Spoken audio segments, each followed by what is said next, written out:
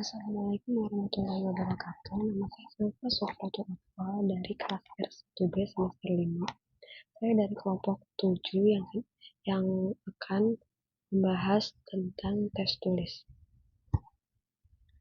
Yang pertama, pengertian tes tertulis. Tes tertulis adalah tes yang soalnya harus dijawab peserta didik dengan memberikan jawaban tertulis. Penulisan tes tertulis merupakan kegiatan yang paling penting dalam menyiapkan bahan ujian. Setiap butir soal yang ditulis harus berdasarkan rumusan indikator yang sudah disusun dalam kisi-kisi penggunaan bentuk soal yang tepat dalam tes tertulis. Sangat tergantung pada perilaku atau kompetensi yang akan diukur. Ada kompetensi yang lebih tepat diukur atau ditanyakan dengan menggunakan tes tertulis dengan bentuk soal uraian. Ada pula kompetensi yang lebih tepat diukur dengan menggunakan tes tertulis dengan bentuk soal objektif. Di sini tes tertulis ada dua jenis, yaitu tes objektif dan tes uraian. Tes objektif merupakan soal yang telah disediakan pilihan jawabannya 4 macam tes objektif, yaitu tes jawaban benar salah, pilihan ganda, esai atau isian, dan penjodohan. Tes pilihan ganda merupakan suatu bentuk tes yang paling banyak dipergunakan dalam dunia pendidikan. Tes pilihan ganda terdiri dari sebuah pernyataan atau kalimat yang belum lengkap yang kemudian diikuti oleh sejumlah pernyataan atau bentuk yang dapat untuk melengkapinya. Yang kedua, ada tes uraian.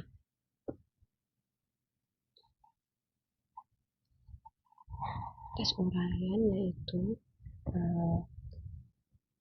kelengkapan perilaku yang diukur digunakan untuk menetapkan aspek yang dinilai dalam pedoman pensekolah. Dalam menulis soal untuk bentuk uraian diperlukan ketepatan dan kelengkapan dalam merumuskannya. Ketepatan yang dimaksud adalah bahwa materi yang ditanyakan tepat diujikan dengan bentuk uraian, yaitu menuntut peserta didik untuk mengorganisasikan gagasan dengan cara mengemukakan atau mengekspresikan gagasan secara tertulis dengan menggunakan kata-katanya sendiri. Selanjutnya, kriteria tes yang baik. Kriteria bahan ulang atau ujian hendaknya memenuhi dua kriteria dasar berikut. Yang pertama, adanya kesesuaian materi yang diujikan dan target kompetensi yang dicapai melalui materi yang diajarkan. Hal ini dapat menginformasikan tentang siapa atau peserta didik mana yang telah mencapai tingkat pengetahuan tertentu yang disyaratkan sesuai dengan target kompetensi dalam silabus atau kurikulum. Yang kedua, bahan ulangan atau ujian hendaknya menghasilkan informasi atau data yang dapat dijadikan landasan bagi pengembangan standar wilayah atau standar nasional.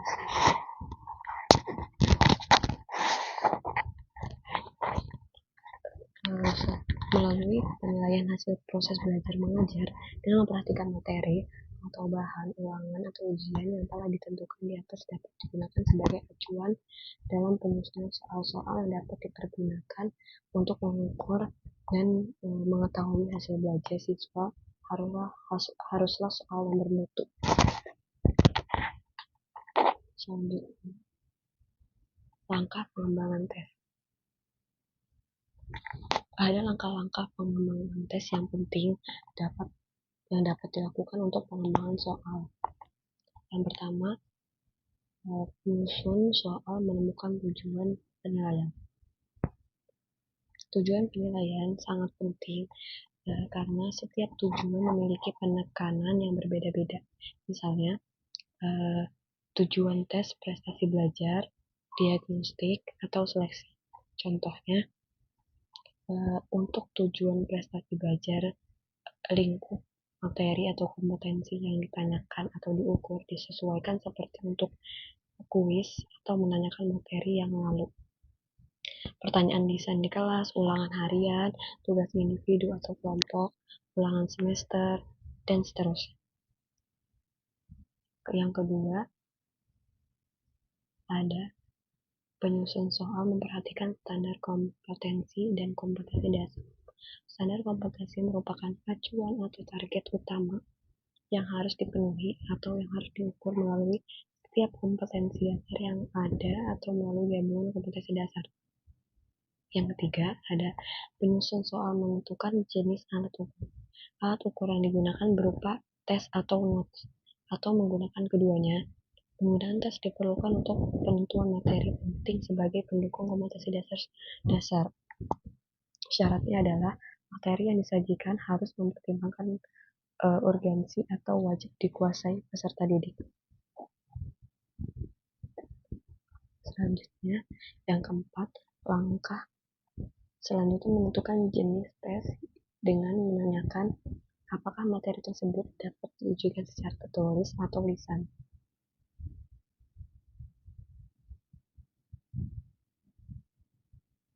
Bila jawabannya tepat, maka materi tersebut diujikan dengan soal pilihan ganda atau uraian. Bila jawabannya tidak tepat, maka jenis tes yang tepat adalah tes perbuatan, kinerja, penugasan, hasil karya, atau yang lain. Yang kelima ada penyusun soal, menyusun kisi-kisi dan menulis butir soal beserta pedoman penskoran. Dalam penulisan soal, penulis soal harus memperhatikan kaidah penulisan soal.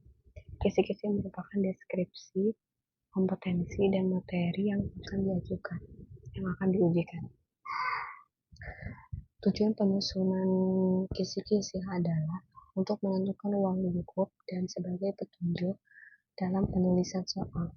Kisi-kisi dapat berupa format atau matriks. Kesimpulannya adalah ada beberapa teknik dan alat penilaian yang dapat digunakan sebagai sarana untuk memperoleh informasi tentang keadaan peserta didik. Penggunaan berbagai teknik dan alat disesuaikan dengan tujuan penilaian, waktu yang tersedia, sifat tugas yang dilakukan peserta didik, dan banyaknya atau jumlah materi pembelajaran yang sudah disampaikan. Teknik penilaian merupakan metode atau cara penilaian yang dapat digunakan guru untuk mendapatkan informasi.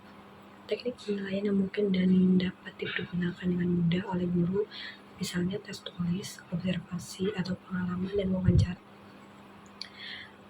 Itu aja yang saya dapat sampaikan. Terima kasih. Wassalamualaikum warahmatullahi wabarakatuh.